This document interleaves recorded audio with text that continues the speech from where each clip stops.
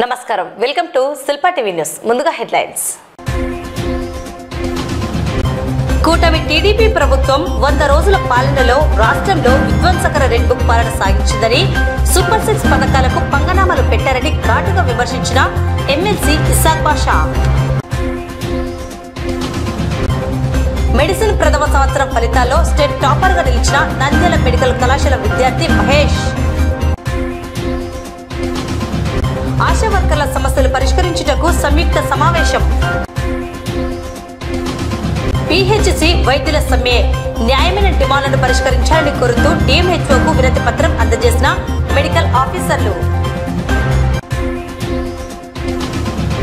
Friends shuttle association ఆధ్వర్యంలో October 4వ తేదీ నుండి 18వ ఛాలెంజ్ కప్ ప్రారంభం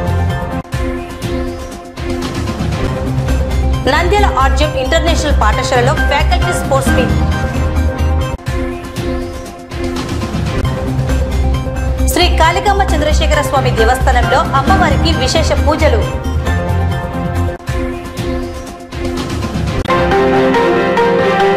కూటమి ప్రభుత్వం 100 రోజుల పాలన పూర్తి అయిన సందర్భంగా రాష్ట్రంలో కార్యక్రమాలను చేపట్టడం సిగ్గుచేటని ఈ 100 రోజుల పాలనలో రాష్ట్రంలో విధ్వంసం నాశనం అరాచక పాలన రెడ్ బుక్ పాలన సాగించిందని ఎక్కడ అభివృద్ధి చేపట్టిన పరిస్థితులు లేవని నంద్యాల ఎమ్మెల్సీ ఇసాక్ బాషా తీవ్ర విమర్శలు గుప్పించారు. ఎన్నికల సందర్భంగా రాష్ట్ర ప్రజలకు ఇచ్చిన సూపర్ 6 పథకాలలో ఏ ఒక్కటి అమలు చేయకుండా ప్రజలకు పంగనామాలు పెట్టారన్నారు. రివర్స్ లో అబద్ధపు ఆరోపణలు తప్పుడు కేసులు బనాయించడం రాష్ట్రాన్ని భయానక పరిస్థితిలో ఉంచారని అన్నారు. శుక్రవారం స్థానిక కార్యాలయంలో ఎమ్మెల్సీ ఇసాక్ బాషా మీడియాతో కూటమి ప్రభుత్వ 100 రోజుల పాలనలో చేపట్టిన వైఫల్యాలను తనదైన శైలిలో ఘాటుగా విమర్శించారు, ఎండగట్టారు. కూటమి ప్రభుత్వం 100 రోజులు అయిందని చెప్పేసి 100 రోజులు మేము చేశామని చెప్పేసి ప్రోగ్రామ్స్ ఏర్పాటు చేయడం జరుగుతుంది. వాళ్ళు 100 రోజుల్లో ఏం చేశారు అంటే విధ్వంసం నాశనం రెడ్ బుక్ పాలన తప్ప మంచి చేసింది ప్రజలకు ఏం లేదు. వాళ్ళు ఇచ్చిన సూపర్ 6 వాగ్దానాలు ఏవి నెరవేర్చిన పాపన పోలేదు. అన్ని అబద్ధపు ఆటలు అబద్ధపు చర్యలు తప్ప వేరే ఏమీ లేదు. మహిళలకు 18 సంవత్సరాల నుంచి 59 సంవత్సరాలు పైబడిన వాళ్లకు 1500 రూపాయలు ఇస్తామని చెప్పారు. ఇచ్చారా? లేదు. పంగనామం. ఉచిత బస్సు కనీసం ఆలోచన చేశారా? లేదు. దానికి పంగనామం. నిరుద్యోగ భృతి ఇచ్చారా? లేదు. దానికి పంగనామం. రైతుకు పేద రైతుకు పెట్టుబడి సాయం కింద 20,000 రూపాయలు ఇచ్చేవారు. దాని గురించి కనీసం ఆలోచన చేశారా? లేదు. దానికి పంగనామం. ఏ ఒక్కటి చెయ్యింది కాదు. తల్లికి వందనం 15,000 రూపాయలు ప్రతి విద్యార్థికి ఏ రకంగా చెప్పారు మీరు ఎలక్షన్స్ పీరియడ్లో? ఒక్కసారి ప్రతి వ్యక్తి ట్రోల్ చేస్తా ఉన్నారు ప్రతి యూట్యూబ్లో. నీకు 15,000, నీకు 15,000. దానికి పంగనామం.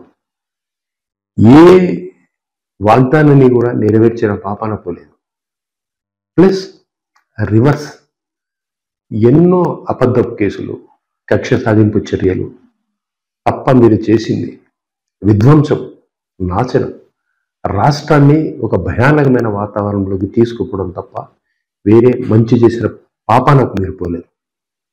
మెడికల్ కాలేజీలు, మెడికల్ సీట్లు ఎవరన్నా పోగొట్టుకుంటారండి? దానికి మీరేం చేశారు? అదే జగన్మోహన్ రెడ్డి ప్రభుత్వం. ఇంతకుముందు జగన్మోహన్ రెడ్డి ప్రభుత్వం రాకముందు 11 కాలేజీలు ఉండేటివి. ఈయన ప్రతి జిల్లాకు ఒక మెడికల్ కాలేజీ కావాలని చెప్పేసి ఒక సదుద్దేశంతో 17 మెడికల్ కాలేజీలను తీసుకుని రావడానికి ప్రణాళిక సిద్ధం చేశాడు. 8,500 కోట్ల రూపాయలతో. ఫేజ్ 1 కింద 5 కాలేజీలు, ఫేజ్ 2 కింద 5 కాలేజీలు, ఫేజ్ 3 కింద 7 కాలేజీల ప్రకారం చేశారు. ఫేజ్ 1 కా మనమందరం చూస్తున్నాము. మా నంద్యాలలో స్టార్ట్ కూడా జరిగింది. దగ్గర దగ్గర 150 సీట్లతో నంద్యాల కాలేజీలు ఏర్పాటు చేయడం, 150 సీట్లతో ఏర్పాటు చేయడం నంద్యాల జరిగింది. ఆ రకంగా ఫేజ్ 1లో 700 సీట్లు రావడం జరిగింది. ఫేజ్ 2 మీ ప్రభుత్వం వచ్చింది. అసలు మెడికల్ కాలేజీలు ప్రశ్నార్థకంగా మారిపోయినాయి. ఫేజ్ 3 అయితే ఏమొస్తుందో కూడా తెలియదు. ఇదే తెలంగాణ ప్రభుత్వం 8 కాలేజీలు తీసుకొని వచ్చింది. వాళ్ళ బిల్డింగులు లేవు. పునాదుల్లో ఉన్నాయి. ప్రైవేట్ బిల్డింగ్స్లోకి మెడికల్ కాలేజీల కోసం ప్రయత్నం చేస్తాం. ఇక్కడ ఫేజ్ 2 కింద బిల్డింగ్స్ అన్ని క్లియర్గా ఉన్నాయి, మీరు వద్దని చెప్పేసి దాన్ని పట్టించుకోవట్లేదు.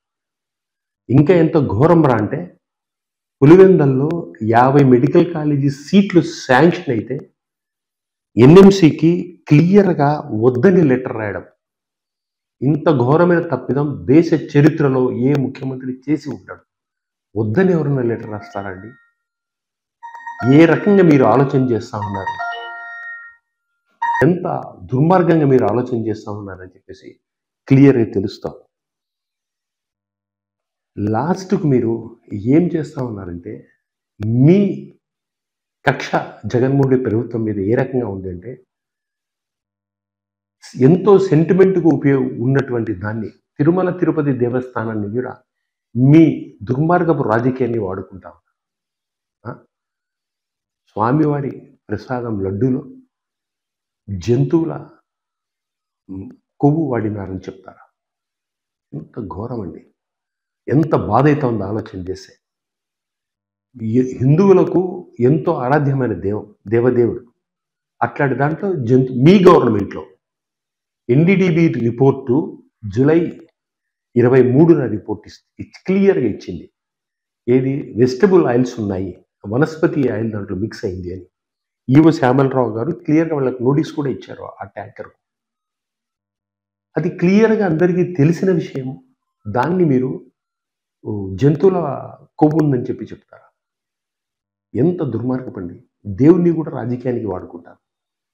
అందులో పవిత్రంగా దక్షిణ భారతదేశం కాదు, యావత్తు దేశమంతా బాలాజీ అని చెప్పేసి స్వామివారిని హిందువులంతా పవిత్రంగా వాడే వాళ్లను మీరు ఈ రకంగా దాన్ని మీ రాక్షస రాజకీయ క్రీడ కోసం వాడుకోవడం దేవుణ్ణి ఎంతవరకు న్యాయం?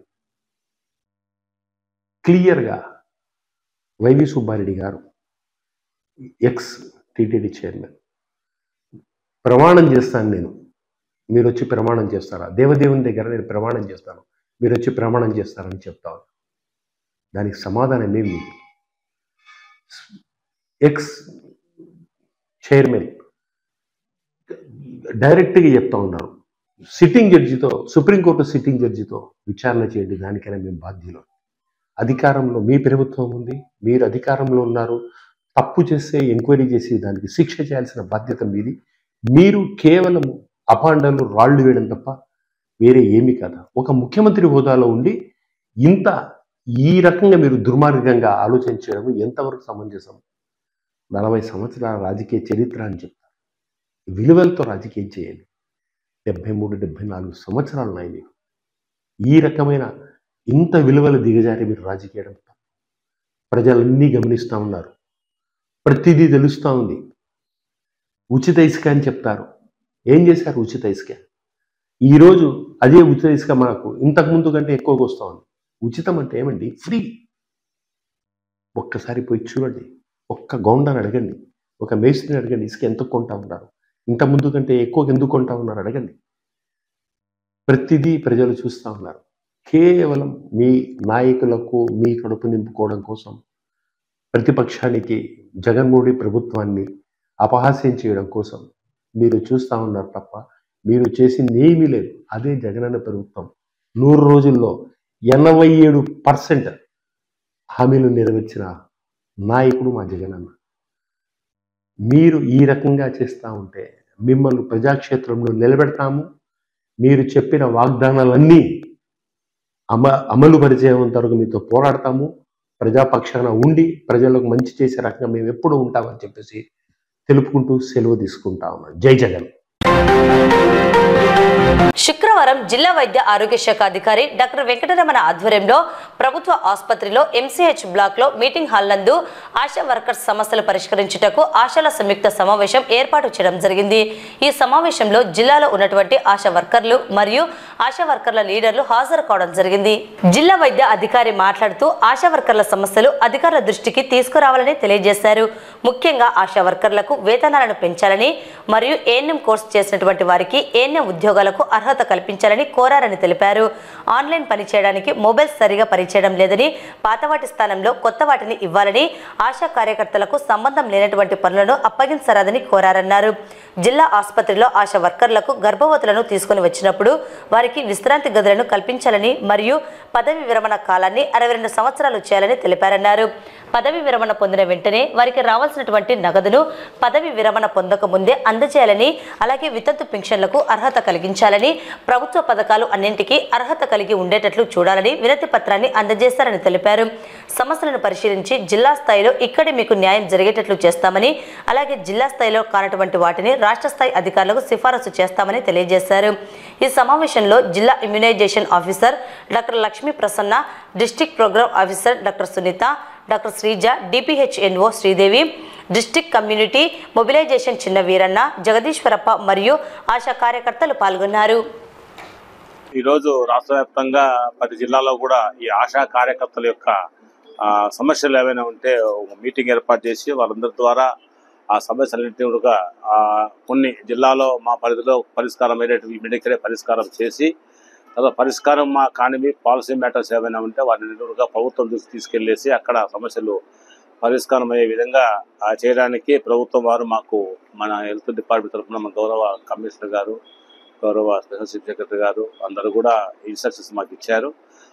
దాని ప్రకారం ఈరోజు ఒక మీటింగ్ ఏర్పాటు చేసి ముఖ్యంగా ఆ ఆశా కార్యకర్తల నాయకులు, తర్వాత యాక్టివ్ మెంబర్స్ అందరి జిల్లా వ్యాప్తంగా ఉన్న అందరితో కూడా మీటింగ్ ఏర్పాటు చేసి ఈరోజు వారి యొక్క సమస్యలన్నింటినీ కూడా సమాధానంగా ఇది వారిని కూడా మేము మా లెవెల్లో మేము ఉంటాయి ఇమీడియట్ ఇక్కడే పరిష్కరించేటట్టుగా చూస్తున్నాము. రెండవది వచ్చేసి మా లెవెల్లో కానీ పై ప్రభుత్వం దృష్టి తీసుకెళ్ళడానికి కూడా మేము డీటెయిల్డ్గా రిపోర్ట్ రాసి పంపిస్తాము. అలాగే ఇక్కడ ఉన్న కొన్ని సమస్యలు అయితే మాత్రం మేము వాళ్ళ పరిధిలో ముఖ్యంగా ఈ ఎమ్మెల్యేస్పీస్ ఏఎన్ఎంస్ కోఆర్డినేట్ చేసుకోవడం ఒకటి, అలాగే వీళ్ళు ముఖ్యంగా అడిగిన ఇన్సెంటివ్స్ కొన్ని అడిగారు, తర్వాత మొబైల్స్ కొన్ని అడిగారు, అవన్నీ కూడా స్టేట్ లెవెల్లో ప్రభుత్వం తీసుకెళ్తాము.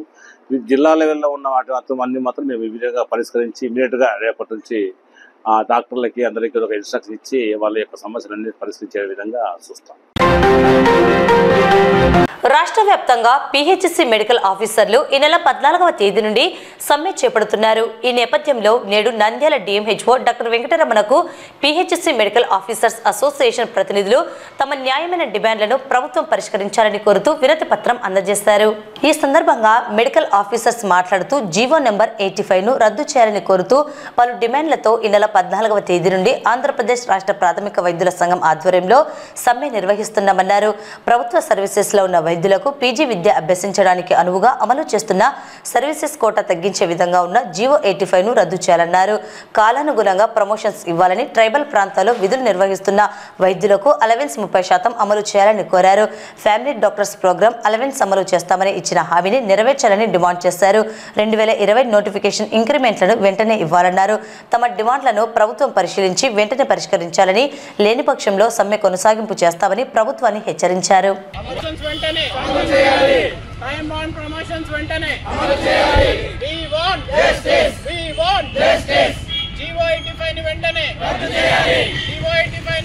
ఈరోజు పిఎస్సి మెడికల్ ఆఫీసులు అందరూ కూడా వారి అసోసియేషన్ తరఫున రాష్ట్ర వ్యాప్తంగా ఆల్రెడీ స్ట్రైక్లో పాల్గొంటున్నారు. ముఖ్యంగా వారికి సంబంధించి జియో ఏదైతే 85 జియో ఉందో అందులో ముఖ్యంగా ఈ పీజీ సీట్లు సర్వీస్ కూడా తగ్గించడం వల్ల ప్రభుత్వం దృష్టికి తీసుకెళ్ళమని చెప్పేసి ఈరోజు నవరాడి అలాగే ఆల్రెడీ స్ట్రైక్లో పాల్గొన్నారు కాబట్టి మండే వరకు వాళ్ళు టైం ఇస్తూ వాళ్ళు ఈరోజు నుంచి మరి మండే వరకు కూడా స్ట్రైక్లో పాల్గొంటూ ఇది డిఎంఎస్ హౌస్కి వచ్చి ఈ విధంగా నాకు నవరాడి జరిగింది. కాబట్టి ఇది ప్రభుత్వం తీసుకెళ్లేసి ఎప్పటికప్పుడు సమాచారాన్ని ప్రభుత్వానికి ఇచ్చి అక్కడ వచ్చిన సమస్యలు ఏమైనా ఉంటే మీదుగా మేము పరిశీలించడానికి ప్రభుత్వ దృష్టికి తీసుకెళ్తాం. మేము ఇక్కడ ప్రైమరీ హెల్త్ డాక్టర్స్ అందరం కూడా ఇక్కడ డిఎంహెచ్ఓ ఆఫీస్లో గ్యాదర్ అయ్యాము. ముఖ్యంగా ఏంటంటే మాకు జీవో 85 అనేది రద్దు చేయాలి అనేది మా ముఖ్య డిమాండ్ అన్నమాట. ఎందుకంటే ఈ జీవో 85 అనేది కూడా అందరికీ తెలియాలి. మాకు ఇన్ సర్వీస్ లో మేము వచ్చి ఇన్ సర్వీస్ లో సర్వీసెస్ చేయడం వలన మాకు సర్వీస్ లో పీజీ కోటా అనేది ఒకటి వస్తుంది అనమాట. పీజీ సర్వీస్ కోటా అది ఇంతకు ముందు ఎలా ఉండిందంటే క్లినికల్స్, నాన్ క్లినికల్స్. క్లినికల్స్ లో 30% ఉంటుంది, నాన్ క్లినికల్స్ లో 50% ఉంటుంది. కానీ ఇప్పుడేమైందంటే ఆ శాతంని తగ్గించేశారు. తగ్గించడం వల్ల మేము మూడేళ్లకి మాకు సర్వీస్ కోటా ఎలిజిబుల్ వస్తుంది. 3 ఏళ్ళు వర్క్ చేస్తూ అన్ని సర్వీసెస్ ఇచ్చుకుంటూ చదివి మేము క్వాలిఫై అయినాక మాకు వస్తాయి ఈ సీట్స్ అనేది.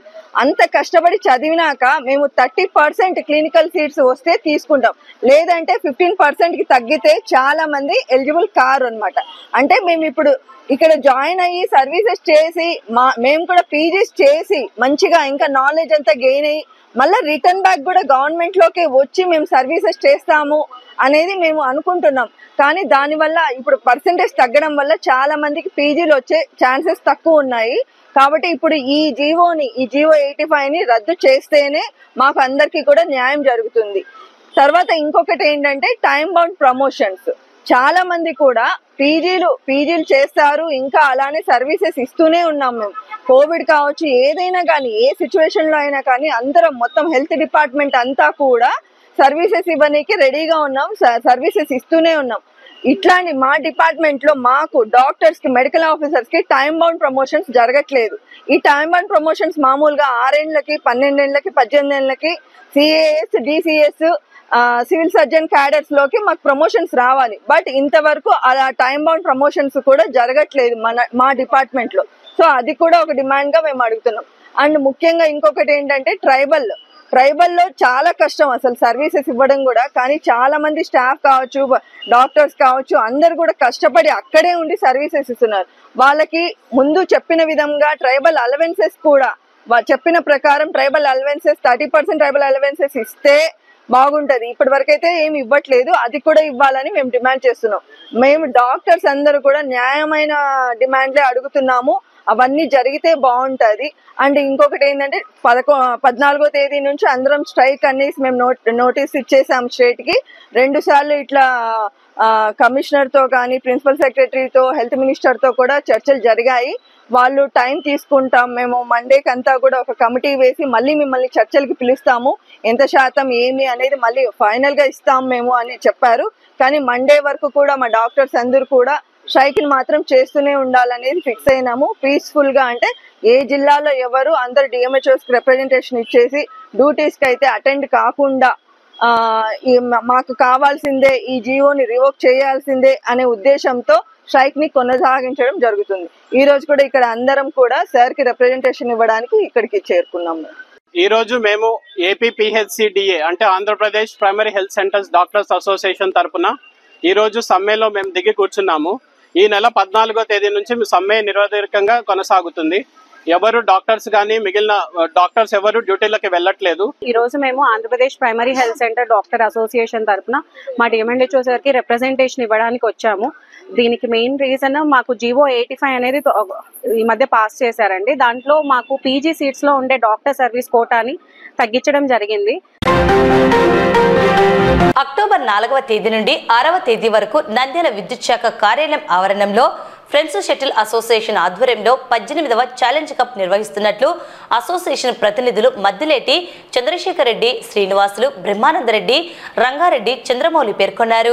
ఈ సందర్భంగా పోటీలకు సంబంధించిన కరపత్రాలను వారు విడుదల చేశారు. ఈ సందర్భంగా ఫ్రెండ్స్ షటిల్ అసోసియేషన్ ప్రతినిధులు మాట్లాడుతూ విజయదశమి శుభాకాంక్షలతో నంద్యాల విద్యుత్ శాఖ కార్యాలయం ఆవరణంలో 18వ ఛాలెంజ్ కప్ ను అక్టోబర్ 4వ తేదీ నుండి 6వ తేదీ వరకు నిర్వహించడం జరుగుతుందని తెలిపారు. వివిధ ఏజ్ గ్రూప్ల వారికి పోటీలు నిర్వహించి విజేతలకు బహుమతులను అందజేయడం జరుగుతుందని, ఆసక్తి గల క్రీడాకారులు ఎంట్రీ ఫీజును చెల్లించి పోటీలో పాల్గొనవచ్చునన్నారు. పోటీల వివరాలను వారు తెలియజేశారు. నంద్యాల పట్టణ క్రీడాకారులకు, షటిల్ క్రీడాకారులకు, క్రీడాభిమానులందరికీ కూడా ముందస్తుగా విజయదశమి శుభాకాంక్షలు తెలియజేసుకుంటూ ప్రతి సంవత్సరం కరెంట్ ఆఫీస్ ఆవరణలో ఛాలెంజ్ కప్ టోర్నమెంట్ నిర్వహిస్తున్నాము గత 17 సంవత్సరాలుగా. అలాగే ఈ 18వ సంవత్సరం కూడా అదేవిధంగా అందరి సహాయ సహకారాలతో మేము ఛాలెంజ్ కప్ టోర్నమెంట్ నిర్వహించడం జరుగుతుంది. కాబట్టి అందరూ కూడా సహకరించి ఈ టోర్నమెంట్ను దిగ్విజయం చేయాలని చెప్పి కోరుకుంటున్నాను. వచ్చే నెల 5, 6, 7 తారీఖుల్లో 4, 5, 6 తారీఖుల్లో టోర్నమెంట్ నిర్వహించదలిచాము. కాబట్టి అందరూ సహకరించి 20+, 30+, 40+, 50+, 60+ ఈ విభాగాల్లో టోర్నమెంట్ నిర్వహిస్తాము. కాబట్టి అందరూ క్రీడాకారులందరూ ఉత్సాహంగా పాల్గొని ఈ టోర్నమెంట్ను దిగ్విజయం చేయాల్సిందిగా మనస్ఫూర్తిగా కోరుతున్నాను. నంద్యాల పట్టణంలో ఉన్నటువంటి అసెంబ్లీ కాన్స్టిట్యున్సీలో ఉన్నటువంటి షటిల్ క్రీడాకారులకు క్రీడాభిమానులకు అందరికీ కూడా విజయదశమి శుభాకాంక్షలు తెలియజేస్తూ ఉన్నాను. యథావిధిగా గత 17 సంవత్సరాల నుండి కరెంట్ ఆఫీస్ లో నిర్వహిస్తున్నటువంటి French shuttle challenge cup tournament ఈ 18వ సంవత్సరం కూడా నిర్వహించాము. ఈ టోర్నమెంట్ లో 20+, 30+, 40+, 50+ అండ్ 60+ ఏజ్ గ్రూపులకు అందరికీ నిర్వహించడం జరుగుతుంది. కాబట్టి ఆ ఏజ్ గ్రూపుల వాళ్ళందరూ ఉత్సాహంగా పాల్గొని విజయవంతం చేయాల్సిందిగా కోరుతున్నాం. అదేవిధంగా గత 18 సంవత్సరాలుగా కరెంట్ ఆఫీస్ లో మాకు క్రీడాకారులను ప్రోత్సహిస్తున్నటువంటి ఈ శ్రీనివాస్ రెడ్డి గారికి, అదేవిధంగా కాంపౌండ్ ఏ గారికి, అదేవిధంగా కరెంట్ ఆఫీస్ ఉన్నతాధికారులకు అందరికీ కూడా విజయదశమి శుభాకాంక్షలు తెలియజేస్తూ వాళ్ళ ప్రోత్సాహానికి అభినందిస్తూ ఉన్నాము. క్రీడాకారులందరూ పాల్గొని విజయవంతం చేయవలసిందిగా మనస్ఫూర్తిగా అందరినీ ఆహ్వానిస్తూ ఉన్నాం. నంద్యాల మెడికల్ కళాశాలలో ప్రథమ సంవత్సరం చదువుతున్న మహేష్ అనే విద్యార్థి తాజాగా డాక్టర్ ఎన్టీఆర్ యూనివర్సిటీ విడుదల చేసిన ఫలితాల్లో స్టేట్ టాపర్గా నిలిచాడని కళాశాల ప్రిన్సిపల్ డాక్టర్ జయమ్మ వెల్లడించారు. నంద్యాల కళాశాల చరిత్రలో మహేష్ స్టేట్ టాపర్గా నిలిచి సువర్ణ అధ్యాయాన్ని లిఖించడం తమకు అధ్యాపక బృందానికి ఎంతో గర్వకారణంగా ఉందని ఈ సందర్భంగా మహేష్ను ప్రత్యేకంగా అభినందించి శుభాకాంక్షలు తెలియజేశారు. ఈ సందర్భంగా ప్రిన్సిపల్ డాక్టర్ జయమ్మ మాట్లాడుతూ ఎంబీబీఎస్ 2024 విద్యా సంవత్సరానికి గాను ఈ నెల 18వ తేదీ విడుదల చేసిన ప్రథమ సంవత్సరం ఫలితాల్లో నంద్యాల ప్రభుత్వ మెడికల్ కళాశాల విద్యార్థి మహేష్ 900 మార్కులకు గాను 741 మార్కులు సాధించి స్టేట్ టాపర్గా నిలిచాడన్నారు. ప్రథమ సంవత్సరంలో కళాశాలలో 82.3% మంది విద్యార్థులు ఉత్తీర్ణత సాధించగా అందులో 2 డిస్టింక్షన్లు, 45 ఫస్ట్ క్లాస్, 75 సెకండ్ క్లాస్ సాధించారని తెలిపారు. స్టేట్ టాపర్గా మహేష్ పేరు కళాశాలలో సువర్ణ అక్షరాలతో లిఖించే విధంగా ప్రతిభ కనబరిచారని తెలిపారు. అందుకు కృషి చేసిన విద్యార్థిని మరియు అధ్యాపక బృందాన్ని అభినందించారు. ఈ కార్యక్రమంలో vice principal doctor Anand Kumar, అధ్యాపక బృందం పాల్గొన్నారు. నమస్తే, నేను doctor Jayamma, Nandyal medical college principal మాట్లాడుతున్నాను.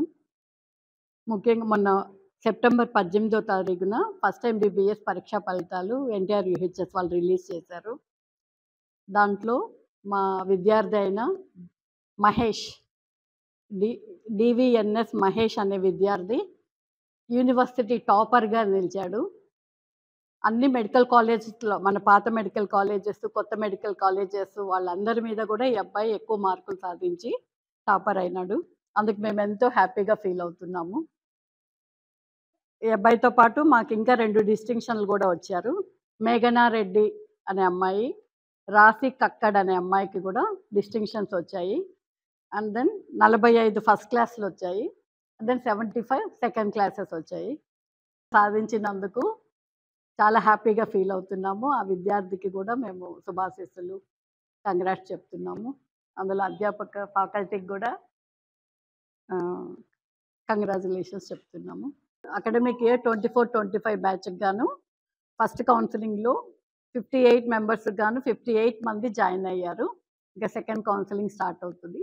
18వ తారీఖు ఈ నెల ఎంబీబీఎస్ మొదటి సంవత్సరం యొక్క ఫలితాలని డాక్టర్ ఎన్టీఆర్ యూహెచ్ఎస్ విడుదల చేసింది.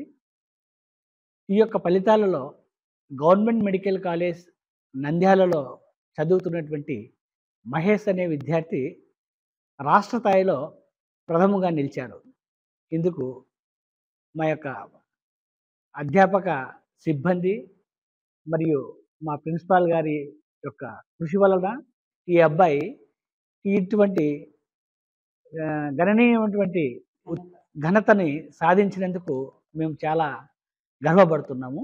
అంతేకాకుండా ఈ కాలేజీలో 82% పాస్ అయినారు. అందులో 3 డిస్టింక్షను, తర్వాత 45 మెంబర్స్ ఫస్ట్ క్లాసు, 75 సెకండ్ క్లాసులు వచ్చాయి.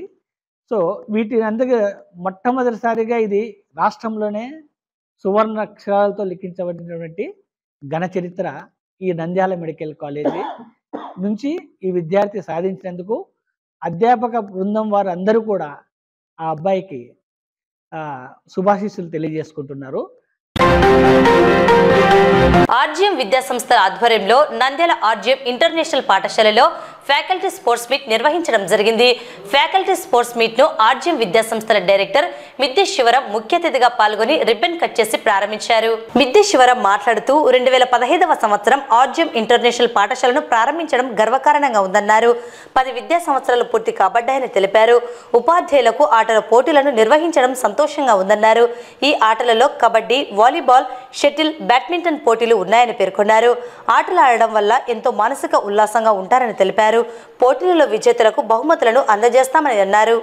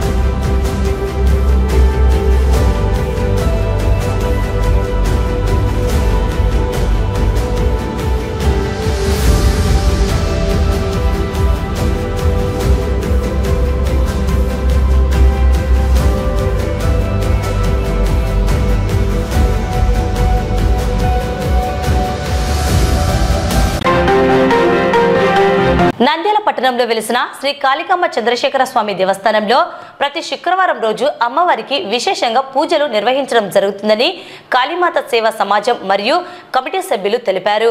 అలాగే అన్న ప్రసాద వితరణ చేపడుతున్నామని పేర్కొన్నారు. ఈ కార్యక్రమంలో ముఖ్య అతిథిగా పాల్గొన్న నిమ్మకాయల సుధాకర్ మాట్లాడుతూ శ్రీ కాళికాంబ చంద్రశేఖర స్వామి దేవస్థానంలో ప్రతి శుక్రవారం రోజు అమ్మవారికి విశేషంగా పూజలు నిర్వహించడం జరుగుతుందని గత 8 సంవత్సరాల నుండి పల్లకి సేవ అనంతరం రాత్రి సమయంలో మాత్రమే అన్నదాన కార్యక్రమం చేపడుతున్నారని, గడిచిన 8 నెలల నుండి అన్నప్రసాద వితరణ మధ్యాహ్న సమయంలో కూడా ఏర్పాటు చేయడం జరుగుతున్నదని తెలిపారు.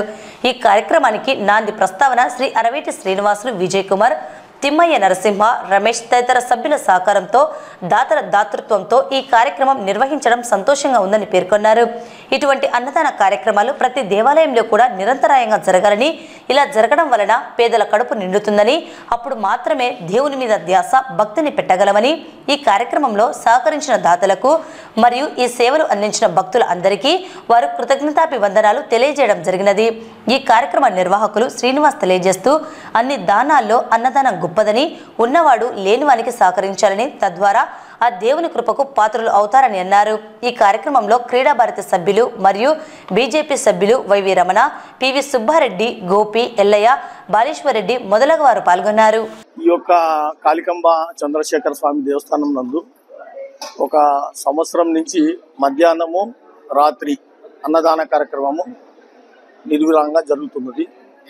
ఈ భక్తుల సహకారంతో ఈ యొక్క సేవా సమాజం నిర్మించి ఈ సేవా సమాజం ద్వారా మేము ఈ యొక్క కార్యక్రమాలు చేస్తున్నాము. ఇక్కడ వచ్చిన ప్రతి ఒక్కరికి కూడా కడుపు నిండా అన్నం పెట్టాలనే ఒక ఆలోచనతో వాళ్ళందరికీ ఈ యొక్క సేవలు ప్రారంభించినాము. అమ్మవారి దయ వలన ఇప్పటి వరకు కూడా ఎటువంటి ఆటంకం లేకుండా ఇది బాగా జరుగుతుంది. ఇదే ప్రకారము జరగాలనేది మా యొక్క కోరిక. తర్వాత ఇంకొకటి కూడా ఏమంటే, ఇచ్చే దాతలు కూడా ధారాళంగా ఇస్తున్నారు. దాన్ని మేము సద్వినియోగం చేసుకుంటూ ప్రతి ఒక్కరికి కడుపు నిండా అన్నం పెట్టాలా అనే దీని మీద ఇచ్చేస్తున్నాము. దేవస్థానంలో అన్నప్రసాదం కానీ అన్నదానం కానీ చేయడం వల్ల ఆ దేవస్థానానికి ఒక విశేషమైన విశిష్టత కలుగుతుందని మా యొక్క ఆలోచన. అన్ని దానాలకి అంటే గొప్పది అన్నదానము. ఈ కాళికమ్మ గుడిలో అన్నదానము గత 7 సంవత్సరాల నుంచి రాత్రిపూట జరిగేది. ఇప్పుడు కూడా 8 నెలల నుంచి మధ్యాహ్నము రాత్రి 2 పూట్ల అన్నదానం జరుగుతుంది. అన్నదానం ప్రతి శుక్రవారం జరుగుతుంది. ఈ అన్నదానం విశిష్టత ఏమిటంటే, గత 6 సంవత్సరాల నుంచి నైట్ పూట అన్నదానం జరిగేది. ఒకనొకప్పుడు అన్నదానం జరిగేటప్పుడు అందరికీ అన్నదానం చేశాము. తర్వాత సేవకులందరూ లాస్ట్న కూర్చొని తినాలని అనుకున్నప్పుడు ఒక 4 సాధువులు వచ్చి మాకు అన్నదానం ఏమైనా చేయగలరా మీరు అడిగారు. అడిగితే మేము 25 మంది కూర్చున్న వాళ్ళు లేసి 4 పెట్టాము. పెట్టడం వల్ల ఆ సాధువులు మా 25 మంది అన్నము 4 తినేశారు, ఇంకా ఏమైనా ఉందా అని అడిగారు. అంటే సాక్షాత్ వచ్చింది భగవత్ స్వరూపులే మాకు అర్థమైంది. అప్పుడే మా మనసులో సంకల్పం మొదలైంది, ఇక్కడ అన్నదానం జరగాలి. ఈ అన్నదానికి ఒక విశిష్టత ఉంది. ఈ గుళ్ళో వేలాది మంది రావాలి, అమ్మని దర్శించాలి, వాళ్ళ ఆయుర ఆరోగ్యాలు పొంది అష్టైశ్వర్యాలు పొందాలని మా కోరికతో ఈ కార్యక్రమం ముందుకు తీసుకొచ్చాము.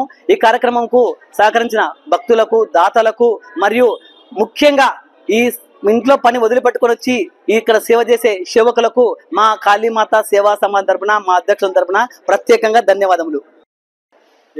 నంద్యాల ప్రాంతంలో ఉన్నటువంటి కాళికాంబ దేవస్థానం నందు కాళికాంబ కమిటీకి సంబంధించినటువంటి కమిటీ నిర్వాహకులందరూ కూడా గతంలో 8 సంవత్సరాల నుండి రాత్రి వేళలో అన్న వితరణ కార్యక్రమం ప్రజలకు, భక్తులకు చేసేటువంటి వాళ్ళు. అంతేకాకుండా ఈరోజు మధ్యాహ్నం రాత్రి సమయాల్లో కూడా అన్న ప్రసాద వితరణ భక్తులకు అందజేస్తూ కమిటీ వారు గొప్ప సేవను చేస్తున్నారు. వారి సేవను ఈ సందర్భంగా కొనియాడాల్సినటువంటి పరిస్థితి. ఎందుకంటే ఒక దేవాలయం అభివృద్ధి చెందాలన్నా, ఒక దేవాలయంలో భక్తులు రావాలన్నా, ఒక మన దేశం కోసం కానీ సమాజం కోసం కానీ ఒక స్థానం ఏదైనా ఉందంటే, అంటే ఏదైనా సమస్య వచ్చినప్పుడు ఆ సమస్యను ఎక్కడ చెప్పుకోవాలంటే దేవస్థానంలో చెప్పుకోవాలి, దేవునికి చెప్పుకోవాలి. ఇక్కడ ఉన్నటువంటి మనం అందరం కూడా భక్తులు ఎవరైతే ఉన్నారో ఆ సమస్యను ఇక్కడ చెప్తే ఆ సమస్యను మనం సాల్వ్ చేసుకునేటువంటి అవకాశం దొరుకుతుంది. మరి అటువంటి దేవస్థానం నందు భక్తులు వచ్చినప్పుడు భక్తులకు అన్న ప్రసాద వితరణ చేయడం అనేది చాలా గొప్ప విషయం. మరి ఈ విధంగా అన్న వితరణ చేసినటువంటి కమిటీ పెద్దలు ఆర్వేటి శ్రీనివాసులు గారు, విజయ్ గారు, మిగతా కమిటీ సభ్యులు ఎవరైతే ఉన్నారో పేరు పేరున వారందరికీ కూడా ఈ సందర్భంగా ధన్యవాదాలు తెలియజేస్తున్నాం. వార్తలు ముగించే ముందు ముఖ్యాంశాలు మరోసారి. కూటమి టీడీపీ ప్రభుత్వం 100 రోజుల పాలనలో రాష్ట్రంలో విధ్వంసకర రెడ్ బుక్ పాలన సాగించిందని, సూపర్ 6 పథకాలకు పంగనామాలు పెట్టారని ఘాటుగా విమర్శించిన ఎమ్మెల్సీ ఇసాక్ పాషా. మెడిసిన్ ప్రథమ సంవత్సరం ఫలితాల్లో స్టేట్ టాపర్ గా నిలిచిన నంద్యాల మెడికల్ కళాశాల విద్యార్థి మహేష్. ఆశా వర్కర్ల సమస్యలు పరిష్కరించుటకు సంయుక్త సమావేశం. పిహెచ్సి వైద్యుల సమ్మె న్యాయమైన డిమాండ్లను పరిష్కరించాలని కోరుతూ డిఎంహెచ్ఓకు వినతి పత్రం అందజేసిన మెడికల్ ఆఫీసర్లు. ఫ్రెండ్స్ షటిల్ అసోసియేషన్ ఆధ్వర్యంలో అక్టోబర్ 4వ తేదీ నుండి 18వ ఛాలెంజ్ కప్ ప్రారంభం. నంద్యాల ఆర్జీఎం ఇంటర్నేషనల్ పాఠశాలలో faculty sports meet. Shri Kalikamma Chandrashekhara Swami దేవస్థానంలో అమ్మవారికి విశేష పూజలు. ఈ వార్తలు ఇంతటితో సమాప్తం. నమస్కారం.